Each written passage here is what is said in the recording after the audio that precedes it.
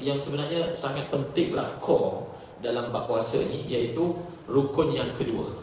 Rukun yang kedua iaitu meninggalkan, menahan diri daripada perkara-perkara yang membatalkan puasa. Ini sebenarnya paling penting sekali untuk kita tahu. Bahkan dia adalah teras kepada puasa. Niat itu berarti dia teras kepada puasa, tak buat benda yang batalkan puasa. Jadi untuk faham tajuk ni, mestilah kita kena tahu apakah perkara yang membatalkan puasa. Sebelum ini kita dah sebut haid membatalkan puasa, okey? Nifas membatalkan puasa, gila membatalkan puasa. Apa lagi perkara yang membatalkan puasa? Perkara yang membatalkan puasa ni, kalau kita nak bahagikan, kita bahagikan kepada dua: memasukkan, mengeluarkan. Kita pecah kepada dua: memasukkan, mengeluarkan. Ada perkara-perkara yang membatalkan puasa kerana memasukkan sesuatu ke dalam sesuatu. Ada perkara-perkara yang membatalkan puasa kerana mengeluarkan. Mudah nak ingat macam tu. Kita ambil yang senang dulu, mengeluarkan. Ada dua perkara yang kalau seorang itu mengeluarkannya dengan sengaja, maka membatalkan puasa. Pertama, air mani. Istimna. Istimna dalam bahasa Arab ataupun onani. Mengeluarkan air mani dengan sengaja membatalkan puasa. Ini jenis apa? Ini jenis mengeluarkan. Mengeluarkan air mani dengan sengaja yang membatalkan puasa ni apabila ada unsur sentuhan. Kalau seseorang itu dia tengok sesuatu benda yang menaikkan syahwat, dia tengok sampai keluar air mani, tak batal puasa. Okey? Ataupun dia fikir perkara yang menaikkan syahwat, lalu keluar air mani, tak batal puasa. Tak batal puasa ni bukan maknanya boleh buat. Kita cakap tak batal puasa, tetapi perbuatan dia tengok benda yang menaikkan syahwat itu haram lah. Okey? Kita sedang cerita batal tak batal, bukan kita cerita benda tu boleh ke tak boleh kan. Tak batal, segi teknikalnya tak batal. Kerana apa? Melihat dan berfikir tidak ada unsur sentuhan, tak ada unsur sentuh. So bila tidak ada unsur sentuh, maka tidak batal. Yang batal ni apabila ada unsur sentuhan, maka barulah batal. So pertama sekali adalah mengeluarkan mani. Bila kita cerita tentang syahwat-syahwat ni, ulama membahaskan tentang masalah qublah. Masalah qublah. Masalah qublah ni cium. Kalau satu orang dengan mencium boleh menggerakkan syahwatnya, dia muda kan, maka dalam mazhab Syafi'i, Imam Rafi'i dengan Imam Nawawi, Imam Rafi'i kata makruh, Imam Nawawi mengatakan pendapat yang muktamad dia adalah makruh tahrimi, haram lah bahasa mudah dia. Maksudnya orang yang mana mencium itu boleh menggerakkan syahwatnya, hukumnya haram untuk dicium walaupun tak keluar air mani.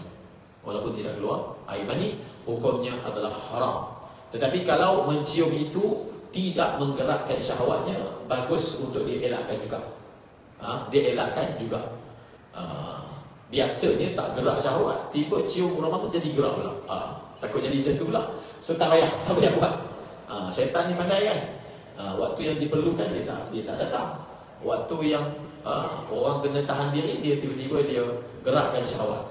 So kalau dia jenis dia itu tidak menggerakkan syahwat, maka pun afdalnya untuk ditinggalkan. Kemudian kita bila dah sebut tentang syahwat ni, syahwat ni ada dua. Satu syahwat yang haram, ada syahwat yang mubah, benda-benda yang syahwat suka. Syahwat ni bukan hanya syahwat farash, kemaluan. Mata pun ada syahwat dia, telinga pun ada syahwat. Syahwat maksudnya dia suka lah. Mata kita kan ada benda yang kita suka tengok, telinga ada benda yang kita suka dengar, hidung ada benda yang kita suka bau, betul. Lidah ada benda yang kita suka cicip. Ketika bulan Ramadan disunatkan untuk meninggalkan perkara-perkara yang disukai oleh syahwat. Perkara-perkara apa? Perkara-perkara yang halus. Perkara yang haram itu memanglah. Perkara-perkara yang halus, yang disukai oleh syahwat, kita tinggalkan. Daripada segi mendengar irama-irama yang dibenarkan, tinggalkan Ramadan. Daripada segi tengok benda-benda yang dibenarkan, Ramadan tinggalkan. Dan daripada sinilah disebut tentang masalah memakai minyak wangi pada siang Ramadan. So minyak wangi ni atau bau-bauan ni benda yang disukai oleh syahwat hidup, maka disunatkan untuk meninggalkannya. Okey? Disunatkan untuk apa? Meninggalkannya. Dan daripada situlah juga kita boleh keluarkan dalam mazhab Syafi'i yang difatwakan oleh Al-Imam Syafi'i sendiri, untuk bahawasanya makruh untuk seseorang itu bersugi, menggosok gigi lepas daripada tergelincir matahari.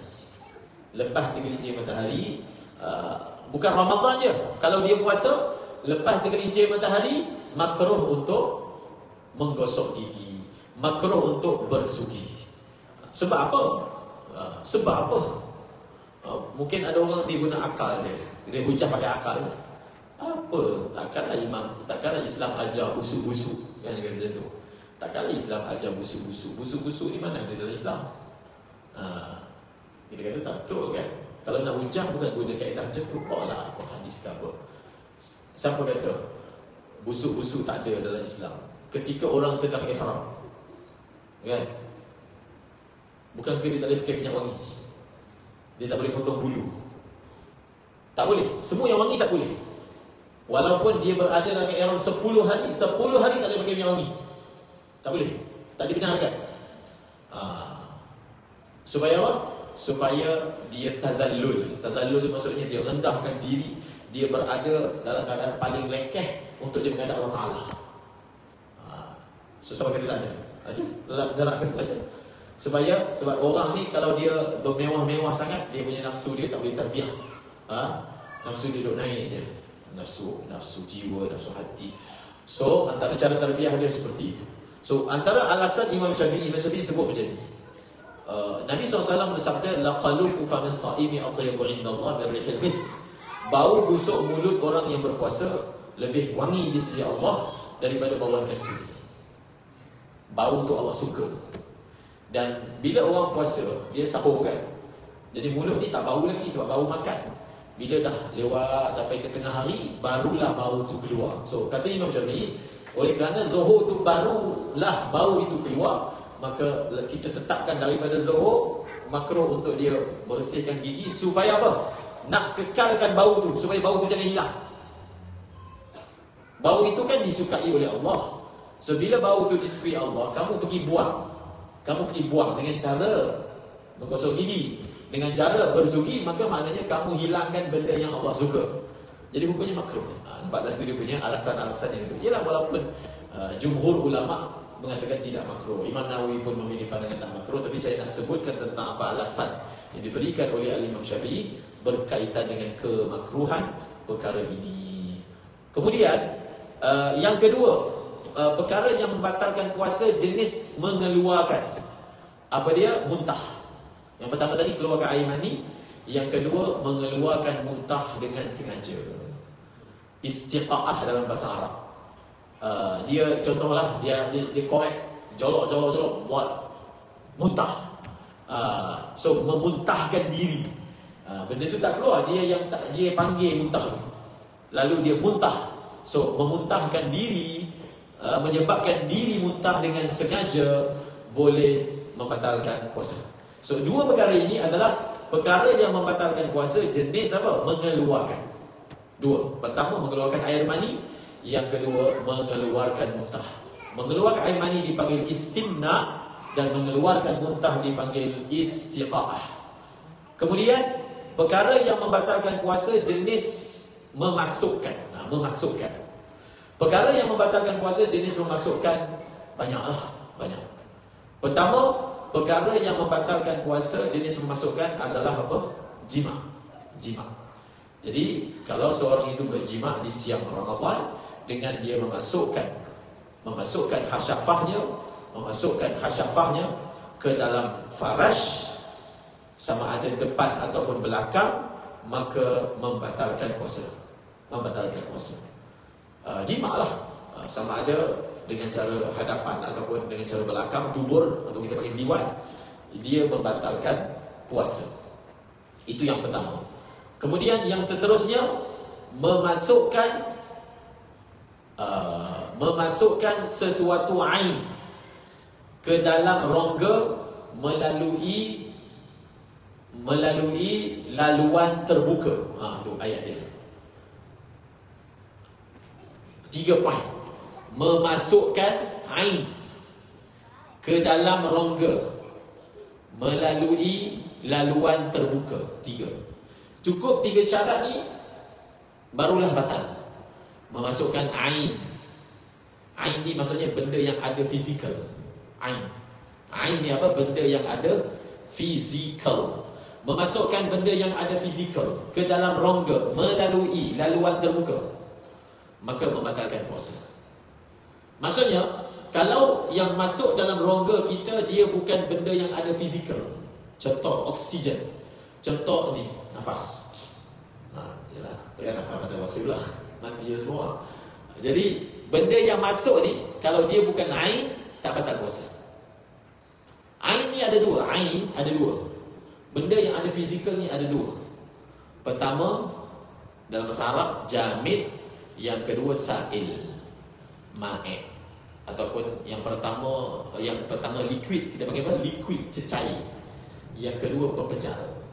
Cecair, pepejal. Tak kisahlah dia cecair ke, dia pepejal ke, asalkan dia jenis bangsa ada ain, ada fizikal, maka kita masukkan dia, batal puasa. So, benda apa yang tak ada fizikal? Contohnya bau. Ada benda yang mana bila kita bau dia, kita rasa pedas bau. Padahal tak ada apa-apa fizikal yang masuk. Tapi oleh kerana bau dia tu kuat, sampai dia macam ada rasa. So, kalau berlaku yang macam tu, tak apa, tak batal. Kerana tidak ada sebarang ain yang masuk. Antara yang ain yang sesuatu yang tak ada ain yang disebut oleh ulama adalah asap. So, asap ini, walaupun kita nampak kan, nampak betul-betul, nampak warna dia. Dalam kitab kata, ain yang dimaksudkan adalah ain ma yusamma ainan urfan. Urfan, penting. Sesuatu yang dari segi huruf dia dipanggil ain. Bukan ain ni bukan definisi dia sesuatu yang boleh dicapai oleh indera, oleh panca indera, dicapai melalui mata, melalui. Itu bukan ain yang dimaksudkan. Tetapi ain adalah sesuatu yang yusamma ainan urfan, sesuatu yang dikira ain segi huruf. Maka dukhan, asap, dia tidak dikategorikan sebagai ainan urfan. Maka berbangkit satu soalan. Kalau macam tu boleh hisap rokok. Rokok ke asap? Rokok bukan asap ke? Rokok asap. Boleh dapat fatwa baru ni. Ada satu orang dia tanya, Ustaz, hisap rokok ni adakah dia buat umrah, buat haji ke buat umrah ke? Hisap rokok ni adakah termasuk larangan-larangan ihram? Dia tanya soalan macam tu lah. Adakah menghisap rokok termasuk larangan-larangan ihram? Dengan makna, maksudnya dia nak tahulah, kalau benda tu termasuk larangan ihram, kena bayar lah dam ke apa kan? Dia takut yang tu bayar dam tu. So macam mana Ustaz nak jawab? So kita kata, kita jawab menghisap rokok adalah dilarang. Bas, betul. Rokok adalah dilarang. Larangan ihram, tak larangan ihram adalah dilarang. Sebab kalau orang tu dihisap rokok masa dia sedang ihram, dia tak kena bayar dam. Tapi kalau kita jawab macam tu, dia akan teruskan jugalah. Dilarang. Kau ihram ke, kau tak ihram ke, sepatutnya kau tak buatlah benda ini. Okey, kembali kepada yang disebut sebagai asap. Jadi ulama menyatakan yang dikatakan asap-asap yang tidak membatalkan puasa ni adalah asap yang tidak bercampur dengan ain. Asap tu dia tak ada fizikal. Asap rokok ni dia disertai oleh fizikal ain. Bukti dia membentuk katarak, apa bahasa dia? Dia membentuk jelaga. Kan kalau orang hisap rokok, dia punya paru-paru dia jadi hitam. Jadi datang daripada mana benda-benda tu? Datang daripada ain yang ada dalam asap tu. Ain yang ada. Macam kita pasang pelita, kemudian dia menghasilkan jelaga kan, yang kita boleh kikis hitam dia. So menunjukkan apa? Menunjukkan bersama dengan dia tu ada ain. Sebab bila dia bakar, so dia bersama dengan asap tu di bawah ain. Maka ia sudah cukup untuk mengatakan membatalkan puasa.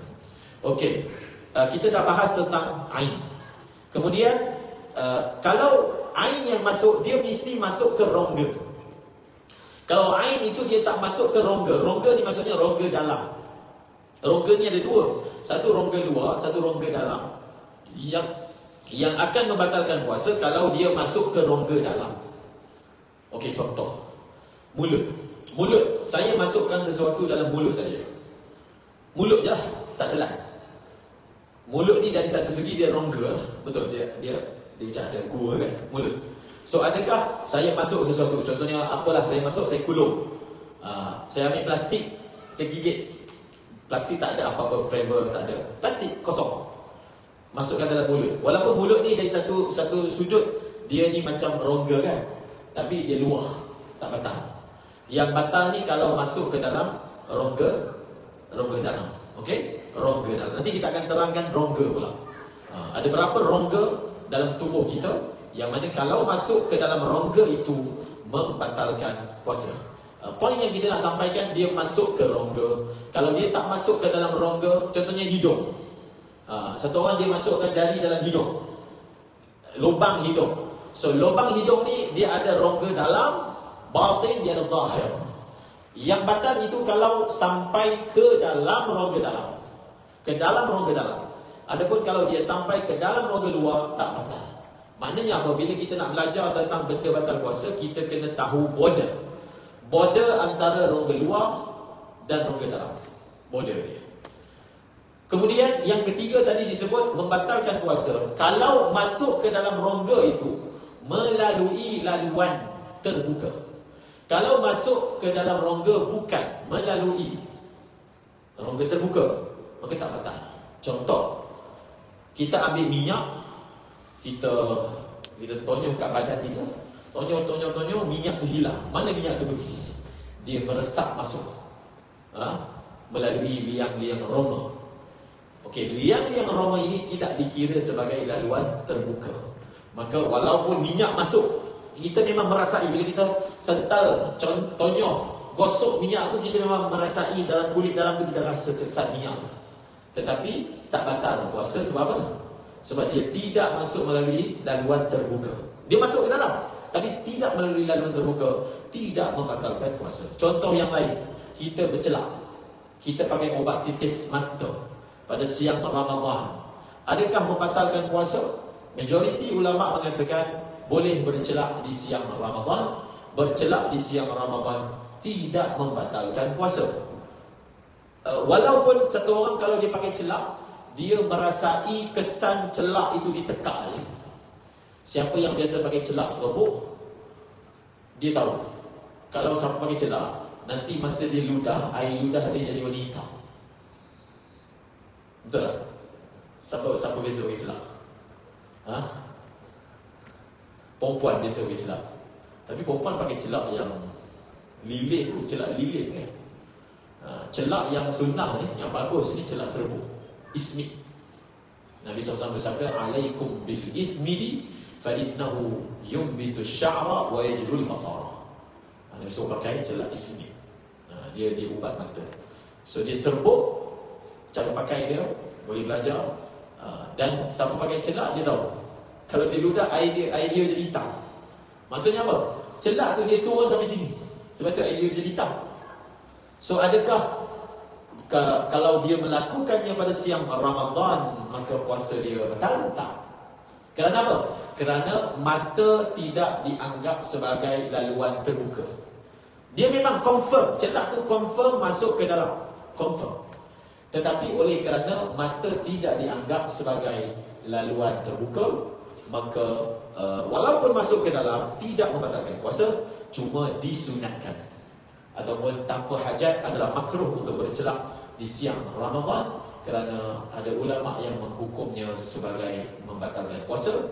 iaitu Al-Imam Malik rahimahullah ta'ala. Bagi Imam Malik, walaupun bercelak siang Ramadan, tak dibenarkan kerana dia akan menyebabkan ada ain yang akan masuk ke dalam rongga.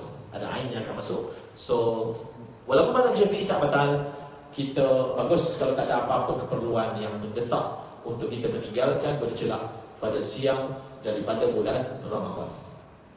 Kita dah belajar sekali imbas tiga elemen ni kena ada, barulah batal. Yang masuk itu ain, masuk ke dalam rongga dalam, dan masuk melalui laluan terbuka. 3 syarat.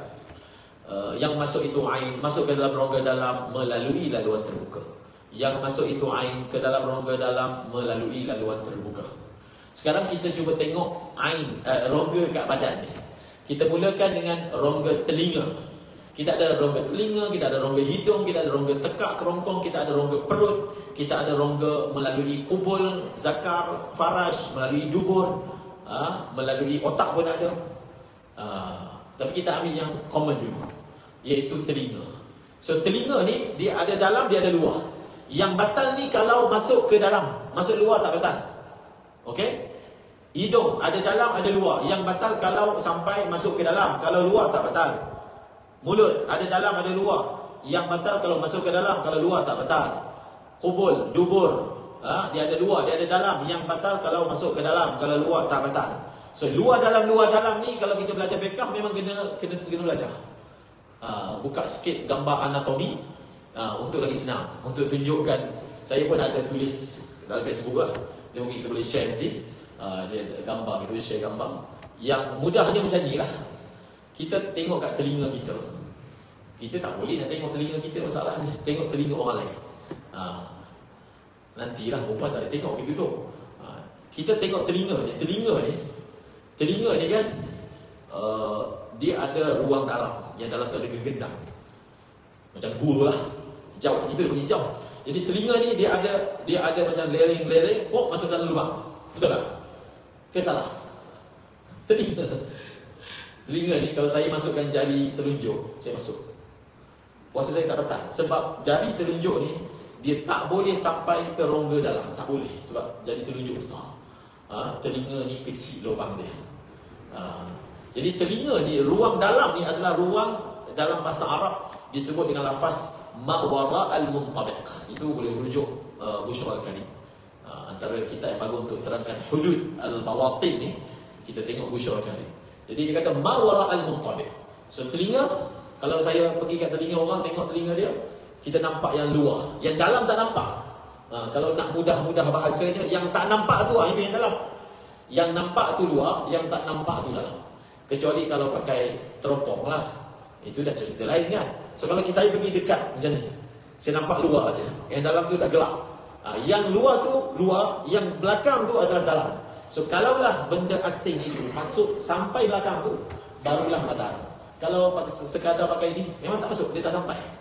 Dia takkan boleh sampai ke dalam rongga dalam telinga. Okey? Kemudian hidung pula. Hidung ni dia ada batang hidung. Ni batang hidung. Dia ada lubang hidung. Ni lubang hidung. Kalau kita perhatikan hidung ini, ni ada batang. Kemudian dia ada ni lubang. Kemudian hujung hidung ni ada lubang. Lubang yang kat tulang tu. Lubang. Kalau saya masukkan air, saya sedut air. Kalau saya sedut sampai atas, dia akan sampai ke lubang. Lubang ni kalau masuk je air, dia akan sampai ke otak. Lubang tu lah, yang lubang itu laluan dia akan bawa kita sampai ke atas. Kalau benda asing tu dia masuk sampai lubang tu, baru batal puasa. Kalau orang dia korek hidung macam ni, tak batal puasa. Ini luar. Yang dalam tu hujung ni, kat sini. Kat sini kan ada lubang kan? Tengok tengkorak. Ada 2 lubang kat tengkorak tu. Itulah lubang. So kalau masuk dalam tu, maka barulah dikira masuk ke dalam. Kalau ditanya masa zaman swab COVID-19 tu kan, masuk benda Allah COVID tu, dari segi mazhab Syafi'i batal. Cuma fatwa yang dikeluarkan itu berdasarkan mazhab lain. Kalau tanya mazhab Syafi'i, memasukkan alat pengetes COVID tu, dikonfirm memang dia masuk sampai ke dalam. Memang lepas lubang tu pun dia sampai kan. Ataupun masuk yang kat tekak sampai bawah. dari segi mazhab Syafi'i batal puasa seseorang yang melakukannya. Kemudian kita ada mulut. Kalau tadi saya dah sebut, kalau sekadar masuk kulum dekat kawasan lidah, dia tidak membatalkan puasa. Dia membatalkan puasa kalau dia masuk dan melepasi makhraj kha, kan? Dia masuk sampai situ, dia membatalkan puasa. Kemudian masalah dubur. Ada orang yang dia jadi was-was bila siang Ramadan, dia takut nak berak sebab dia kata nanti jari masuk.